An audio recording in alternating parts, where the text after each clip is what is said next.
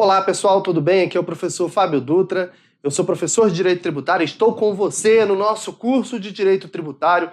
É uma grande satisfação ter você aí, ainda que do outro lado da tela, mas a nossa aula será bastante interativa e eu tenho certeza de que, além de aprender muito, você vai passar a gostar, você vai desenvolver um certo carinho pelo direito tributário. Talvez isso pareça algo impossível aos seus olhos hoje, você assistindo a primeira aula da nossa disciplina, mas isso ocorre com a maioria das pessoas que estudam direito tributário, tá? E eu acho que a gente vai criar aqui, vai facilitar o aprendizado e isso será um caminho para você começar a gostar. E quando a gente começa a gostar de algo, a gente se dedica mais e o resultado é mais conhecimento, mais acertos em prova de concurso e aprovação no seu concurso, porque é isso que você importa, é para isso que você está aqui no Estratégia Concursos. Então vamos lá, esta primeira aula nós vamos abordar o conceito de tributos e a natureza jurídica dos tributos, tá? E agora eu chamo você para o nosso quadro aqui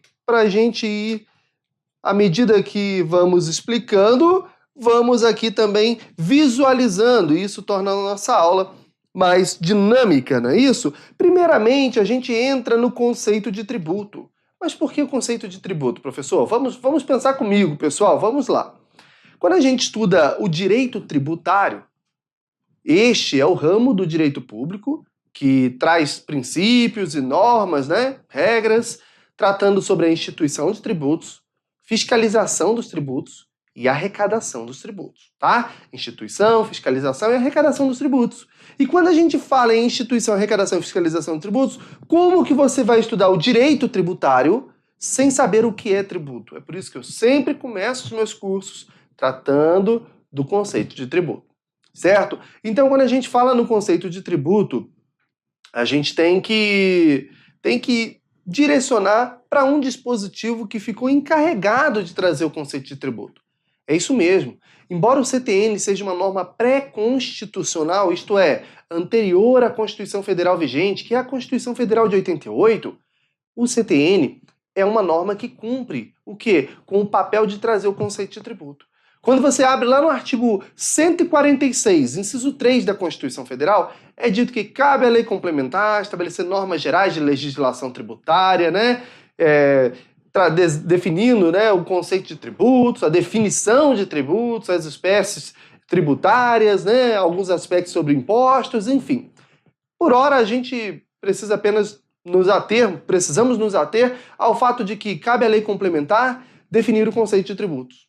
E aí a gente olha, qual é a lei complementar que define tributo? A lei complementar que define tributo é o CTN, mas o CTN não é formalmente uma lei complementar. Olha que interessante, eu estou falando que o conceito de tributo está em uma lei complementar, que a Constituição Federal determina isso, mas quando a gente vai olhar na prática, o CTN não é uma lei complementar. Se você for abrir o CTN, abre aí, acompanhe comigo.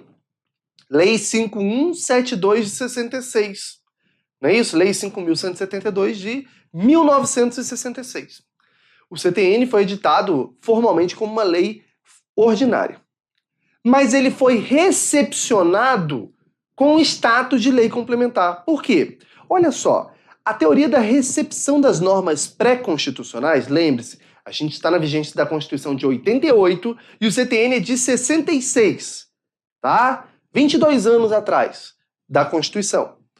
E o CTN, quando editado, né, uma lei válida segundo o processo legislativo da sua Constituição Federal, da época em que foi editado, e foi recepcionado como, olha-se, na teoria da recepção das normas pré-constitucionais, o que se analisa é o conteúdo material. Se a norma do CTN é materialmente compatível com a atual Constituição Federal. É materialmente compatível? Em sua grande maioria, sim. Existem dispositivos que não, tá? Que não são recepcionados, certo? No nosso curso a gente vai falar sobre isso, tá? Então, em relação aos dispositivos que foram recepcionados com status de lei complementar. E se eles foram recepcionados com status de lei complementar, professor, mas por que lei complementar? Status de lei complementar? Ora, porque é aquilo que a gente disse. Se a Constituição determina que as normas gerais de direito tributário sejam definidas em lei complementar e o CTN definiu as normas gerais de direito tributário, o CTN recebe o status de lei complementar. Para alterar o CTN, somente uma lei complementar. Beleza? Então esse é o raciocínio. Então podemos dizer que o CTN, esta norma aqui que vamos começar a estudar, é a lei 5172 de 66, certo? Foi editado como uma lei ordinária com status de lei complementar, certo? Para alterar o texto do CTN, lei complementar, ok? Beleza? Então nós temos aqui, então, o conceito de tributo. Qual é a definição de tributos, pessoal? Vamos entender? Existem 5 características importantes que a gente precisa, a partir de agora, memorizar. É isso mesmo. Se você quer se dar bem numa prova de concurso, você precisa memorizar esse conceito. E vai ser natural ao longo do tempo, porque você vai, à medida que você vai estudando direito tributário, você vai percebendo que isso aqui é um pressuposto básico até para você saber se determinada exação, cobrança é ou não tributo, possui ou não natureza tributária. Para a gente identificar se uma cobrança possui natureza tributária, a gente vai ter que analisar se ela se enquadra na definição de tributos. Enquadra-se na definição de tributos? Ok, é tributo. Tá bom? Então isso aqui é básico para a gente avançar o estudo da nossa disciplina. Beleza, pessoal? Então vamos lá. Artigo 3º do Código Tributário Nacional, nós temos o seguinte: tributo é toda prestação pecuniária, olha aqui a dica, ó, pecuniária, compulsória, eu vou explicar tudo isso depois, tá, pessoal? De forma bem tranquila. Compulsória, tá, obrigatório, em moeda ou cujo valor nela se possa exprimir. Veja que pecúnia já significa moeda, dinheiro, e quando ele fala em moeda, está sendo de certa forma redundante, mas diz, ó, em moeda ou cujo valor nela se possa exprimir, que não constitua sanção por ato ilícito ou sanção de ato ilícito, tá? Instituída em lei e cobrada mediante atividade administrativa plenamente vinculada. Olha aí, pessoal. Então nós temos 5 informações importantes. Vamos ver quais são essas 5 informações importantes? Primeiramente, o tributo é uma prestação pecuniária. E quando eu falo em pecúnia, você tem que se lembrar na hora disso aqui, ó. Moeda, tá? Moeda, certo? Só que aí o CTN diz o seguinte: em moeda ou algo que possa ser expresso em moeda, certo? Moeda ou algo que possa ser expresso em moeda. E aqui nós teríamos, a princípio, a autorização para pagar o tributo, não é isso? Mediante a entrega de bens imóveis. Por quê? O imóvel é expresso em moeda e existe autorização, preste atenção, existe autorização no texto do CTN para isso. Está lá no artigo 156, né, inciso 11. Tá? Então nós temos esta previsão e por isso pode ser pago em moeda, tá? Ou melhor, em bens imóveis, tá, pessoal? Temos essa autorização expressa lá no artigo 156, tá bom? Vamos lá. É uma prestação ainda compulsória. E quando a gente pensa em compulsória, a gente tem que pensar no seguinte: ora, é uma prestação obrigatória, é uma prestação que o contribuinte não pode deixar de pagar.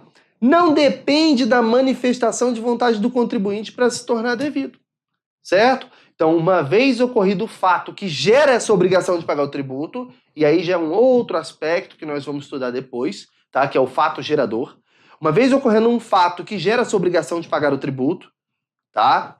A gente vai ter ali a obrigatoriedade do contribuinte cumprir esta obrigação, ou seja, pagar o tributo. Beleza? Então, quando a gente fala em compulsoriedade, nós estamos falando na ótica do contribuinte que o tributo é uma prestação obrigatória. Vamos colocar a observação aqui na ótica do contribuinte. Certo? Ok. Bom, o tributo não constitui sanção por ato ilícito. O tributo não configura uma natureza punitiva. O tributo não tem natureza punitiva. o tributo não pune por um ato ilícito. Veja bem, então quando a gente fala em tributo, o tributo não é aquilo que a multa é. A multa é o quê, pessoal? Ora, a pessoa cometeu uma infração, está sujeita a uma penalidade. A penalidade pode ser uma multa. E o tributo não pode ser multa. Então aqui a gente já tem um conceito bem claro de que tributo é diferente de multa. Vamos colocar isso aqui no quadro? Vamos comigo? Olha só, tributo por não ter natureza punitiva é diferente de multa. Então a gente já coloca aqui, ó, tributo é diferente de multa. Tá bom? Por quê? Porque o tributo não pune, certo? O tributo deve ser ainda instituído em lei, certo? O tributo deve ser instituído em lei. E quando a gente fala em lei, a gente pode pensar, por exemplo, em lei ordinária, que é um instrumento normativo utilizado em regra, né? Podemos pensar ainda em medidas provisórias, que são os atos normativos expedidos pelo Poder Executivo, submetidos ao Congresso Nacional, não é isso? Para verificar se será ou não convertido em lei, tá? Mas é um ato normativo primário com força de lei, e por isso entrou aqui, certo? Existem alguns requisitos para instituir tributo por medida provisória, mas o Supremo Tribunal Federal já reconheceu que é possível. A medida provisória é um instrumento normativo suficiente para instituir ou modificar tributos, beleza? Agora, falamos de lei ordinária, falamos de medida provisória, mas existem alguns casos, alguns tributos que têm uma exigência diferenciada, que a Constituição definiu ali um quórum diferenciado. E o que seria esse quórum diferenciado? Ora, a lei complementar. A lei complementar é uma norma que exige um quórum diferenciado no Congresso Nacional. E por isso, existem alguns tributos que têm a sua instituição por meio de lei complementar, tá bom? Vamos falar sobre isso depois. Olha só, o tributo ainda é...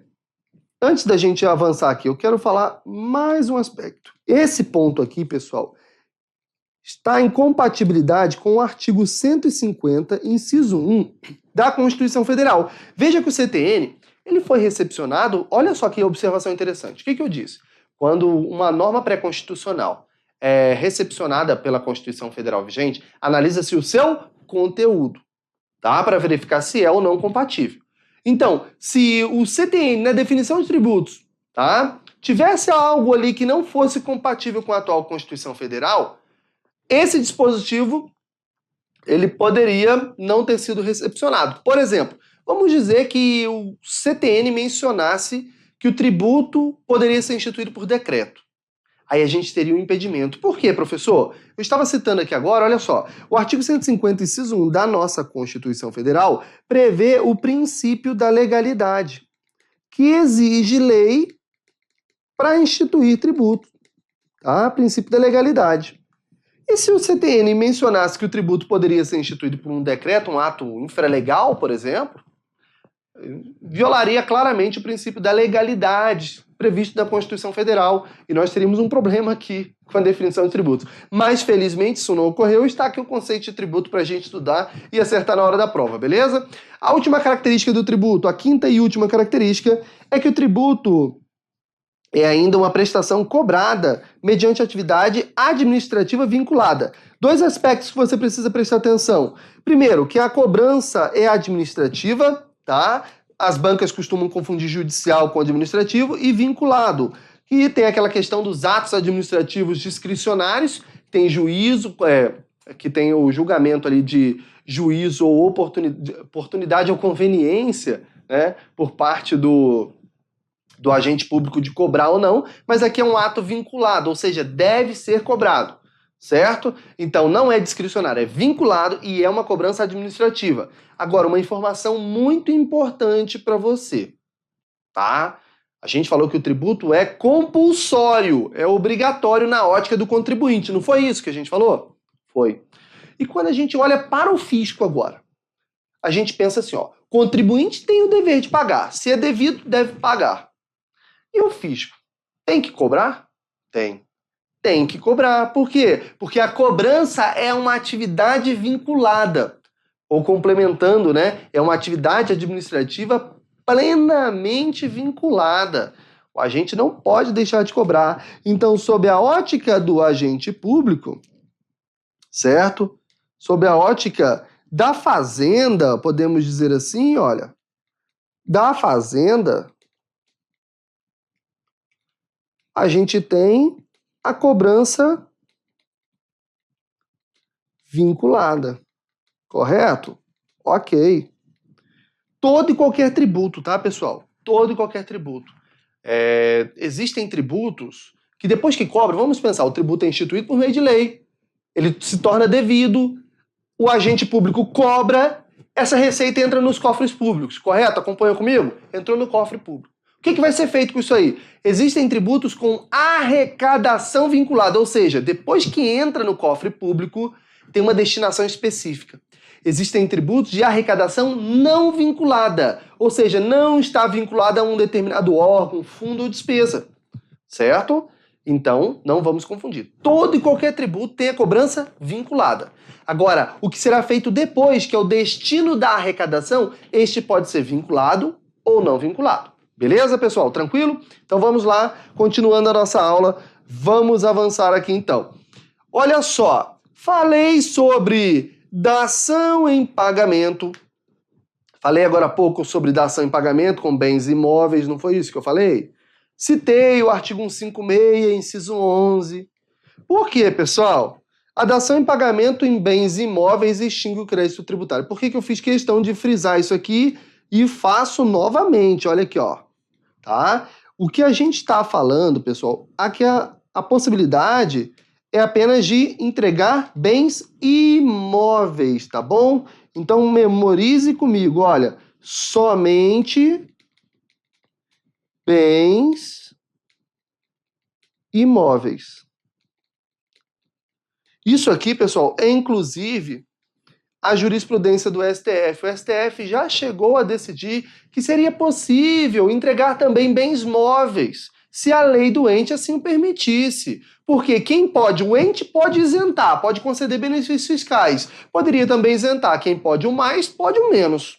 Certo? Mas a questão é a seguinte, o STF já decidiu também que exige-se lei complementar para tratar sobre extinção do crédito tributário. Que, para a gente resumir aqui nesse ponto do nosso curso, né, na nossa aula inicial, é o quê? A quitação da dívida do contribuinte. Então, as formas de quitação da dívida do contribuinte devem ser definidas no CTN. E no CTN só tem previsão para bens imóveis, tá bom? Agora, além disso, permitir a dação em pagamentos em bens móveis frustraria, né, violaria o princípio da licitação, certo? Violaria o princípio da licitação, porque nós teríamos a entrega de bens dos mais diversos tipos, claro, a lei que iria regulamentar isso aí, entregando à fazenda pública, entregando ao ente titular daquele tributo, evidentemente nós teríamos ali uma violação das licitações, que é o quê? A aquisição pela administração pública somente por meio de licitações, tá? Ressalvados os casos previstos na lei 8666, né? Então, beleza, pessoal, basicamente é isso aí, tá? Mas a gente fica, então, com o que é mais sensato para a sua prova, que são os bens imóveis, tá bom? Lembrando que nós estamos amparados por jurisprudência do Supremo Tribunal Federal.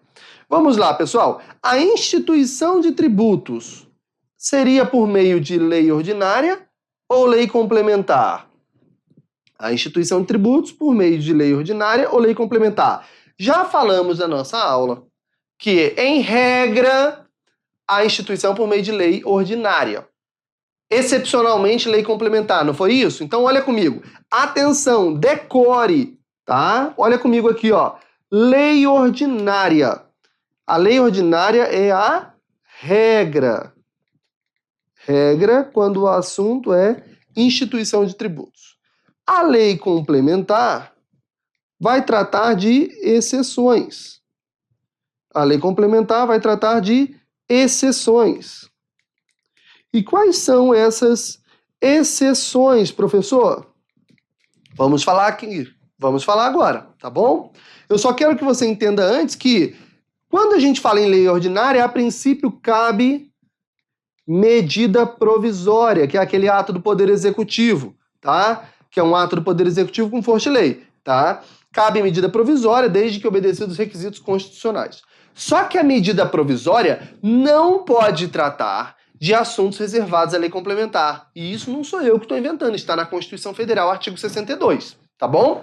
Então, se a medida provisória não pode tratar de assuntos restritos, reservados à lei complementar, a gente tem que a medida provisória não pode instituir tributos cuja instituição a Constituição reservou à lei complementar. Pegou? A gente tem casos excepcionais de tributos que devem ser instituídos por meio de lei complementar. E esses casos, somente lei complementar, não pode medida provisória. Não pode lei ordinária. Tudo bem? Beleza. Quais são esses casos? Quais são esses casos? Vamos comigo. Talvez seja cedo ainda para você compreender exatamente de que tributo estamos falando. Mas você vai acompanhar comigo e vai anotando aí, tá bom? Vamos combinar assim? Primeiramente, a gente tem os empréstimos compulsórios. Tá? Os empréstimos compulsórios.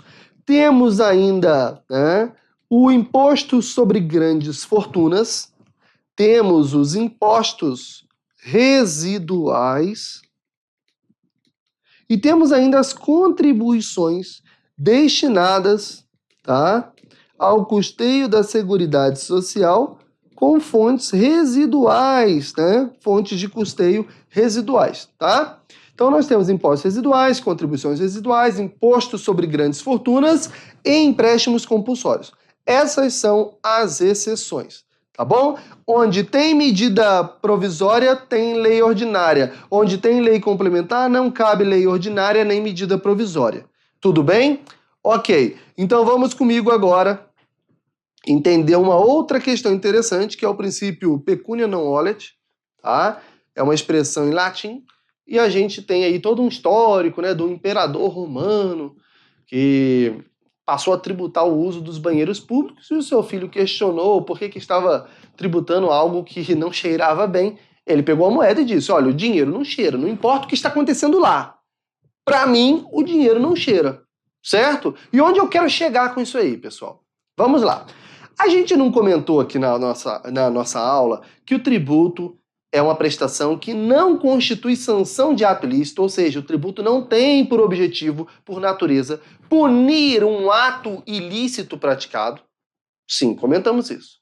Mas onde eu quero chegar com vocês? Eu quero chegar aqui. Embora este não seja o objetivo do tributo, embora o tributo esteja impedido de punir atos ilícitos, existem atos ilícitos que, uma vez praticados, têm por consequência a ocorrência do fato gerador de um tributo.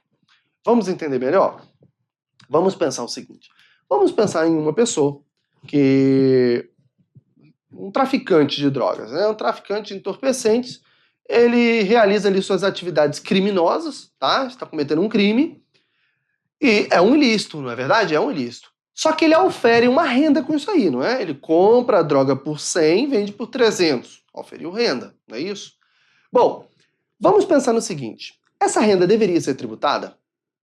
Alguns vão dizer que não. Alguns vão dizer que sim. Não é isso? Talvez. E aí, qual que é a sua resposta? Deve ser tributado ou não? Vamos pensar no seguinte, pessoal. Primeiramente, o que está sendo tributado não é a atividade criminosa. É a renda proveniente dessa atividade criminosa. Vamos pensar no seguinte, a gente tem que olhar para a lei. O que a lei do imposto de renda diz? Qual é o fato que gera a obrigação de pagar imposto de renda? Qual é o fato gerador do imposto de renda? O fato gerador é auferir renda, receber um salário, receber um rendimento qualquer, certo? Então, quando a pessoa recebe um rendimento, ela está sujeita ao imposto de renda. E se a gente analisar objetivamente a lei do imposto de renda, tem que incidir imposto de renda, não tem? Inclusive, existe um dispositivo no mesmo CTN que a gente está estudando, se você quiser, você pode abrir, artigo 118. No artigo 118 é definido que a definição legal do fato gerador, ela tem que ser interpretada abstraindo-se da validade jurídica dos atos praticados. Certo? Então, pouco importa a validade jurídica do ato que aquele traficante tenha praticado.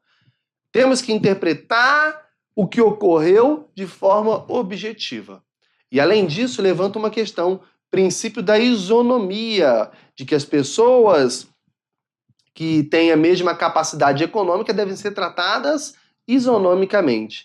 Não tributar uma atividade criminosa, isto é, o rendimento da atividade criminosa, e tributar aquela pessoa que sai todo dia e dá duro para ganhar o pão de cada dia, é anti-isonômico, viola o princípio da isonomia. Então, por isso, o STF, ao julgar o habeas corpus 77.530, definiu que cabe, olha só, a exoneração tributária dos resultados econômicos de fato criminoso, antes de ser corolário do princípio da moralidade, constitui violação do princípio da isonomia fiscal, de manifesta inspiração ética. A pessoa que trabalha, que ganha vida licitamente, tem que pagar imposto de renda. A pessoa que não trabalha, que ganha vida cometendo ilícitos, não teria que pagar imposto de renda? Talvez agora você concorde comigo. Vamos lá, pessoal, vamos continuar a nossa aula aqui. E a gente falou do conceito de tributo, e eu vou falar agora com vocês sobre a natureza jurídica dos tributos, dando continuidade à nossa aula aqui, tá? Vamos falar do seguinte: primeiramente, a gente vai para o artigo 5º do Código Tributário Nacional, e a gente visualiza no artigo 5º do Código Tributário Nacional que ele diz, olha, os tributos são impostos, taxas e contribuições de melhoria, certo? O CTN disse isso. E neste ponto eu retorno com vocês lá no artigo 146, inciso 3 da Constituição, inciso 3 da nossa Constituição Federal, que vai dizer que cabe a lei complementar, não é isso? A definição de tributos e as espécies tributárias. Aí o CTN trouxe isso aqui, ó. Os tributos são impostos, taxas e contribuições de melhoria. E aí, meus amigos? Como é que fica isso aí? Será que a gente tem apenas 3 espécies tributárias? Aqui a gente está falando quais são as espécies tributárias. O gênero a gente sabe, é tributo. Quais são as divisões do tributo? Isto é, as espécies tributárias, espécies de tributos. Impostos, taxas e contribuições de melhoria para o Código Tributário Nacional. Então podemos dizer que, de acordo com o CTN, existem 3 espécies tributárias. São os impostos, as taxas e as contribuições de melhoria. Ocorre que o Supremo Tribunal Federal entende que, com a vigência, com a edição, né, da Constituição Federal em 88, nós passamos a ter não 3 espécies tributárias, mas 5 espécies tributárias. Além dessas 3, nós tivemos as seguintes, olha comigo aqui. Olha comigo. Nós temos os empréstimos compulsórios ainda e as contribuições especiais, o que denomina teoria pentapartida ou pentapartite. E aqui a gente tem o amparo da jurisprudência do Supremo Tribunal Federal, tá bom? Então, as espécies tributárias, na verdade, são 5. Se você for memorizar o conceito de tributo, você já sabe quantas características tem no conceito de tributo? 5. Quantas espécies tributárias nós temos? 5. Vai ficar mais fácil de memorizar, né, pessoal? Então, são 5 espécies tributárias que nós temos. E a gente está falando nessa aula sobre natureza jurídica dos tributos. Saber a natureza específica do tributo é saber qual é exatamente esse tributo. Olha só. Primeiramente, a nossa análise é saber se determinada exação, determinada cobrança é ou não tributo, possui ou não natureza tributária. Aí a gente analisa lá no artigo 3º do CTN. Possui natureza tributária? Está de acordo com os requisitos do Código Tributário Nacional? Sim, é tributo. Agora eu te pergunto, qual é a natureza jurídica específica do tributo? Aí a gente tem que fazer a seguinte análise, olha comigo. O Código Tributário Nacional, em seu artigo 4º, diz o seguinte: a natureza jurídica específica do tributo é determinada pelo fato gerador da respectiva obrigação, sendo irrelevantes para qualificá-la. Então, de acordo com o CTN, para definir qual é a natureza jurídica específica do tributo, temos que analisar o seu fato gerador. Vamos corrigir aqui. Temos que analisar o seu fato gerador. Ou seja, o fato que faz nascer a obrigação de pagar o tributo. O fato gerador é o fato, certo? Que faz nascer, não é isso? Ou faz surgir, tá? A obrigação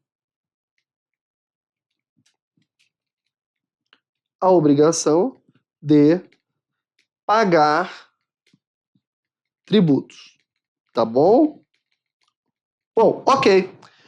Aí ele diz, é irrelevante, para qualificá-la, a denominação e demais características formais adotadas pela lei, ou seja, o que a lei disser que é, não necessariamente será. Se a lei diz que é um imposto, não necessariamente será. Se a lei diz que é uma taxa, não necessariamente será.